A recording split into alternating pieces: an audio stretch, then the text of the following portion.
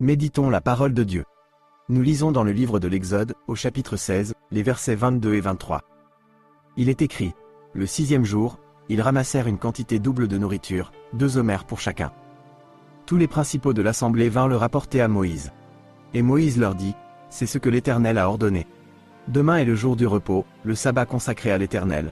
Faites cuire ce que vous avez à faire cuire, faites bouillir ce que vous avez à faire bouillir, et mettez en réserve jusqu'au matin tout ce qui restera. » La première loi que Dieu a donnée à son peuple dans le désert, avant d'arriver à la montagne de Sinaï, était la loi concernant le sabbat.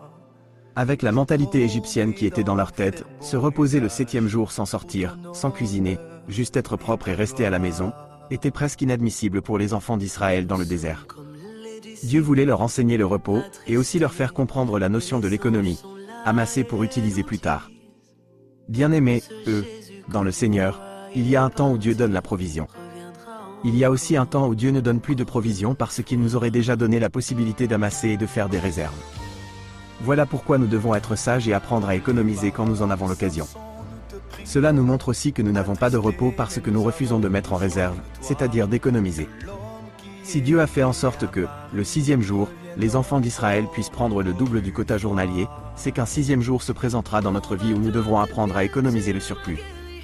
Il n'est pas dit que nous allons tout manger. Mais nous devons conserver le surplus pour nous nourrir quand il n'y aura pas de manne, et even quand le temps de nous reposer sonnera.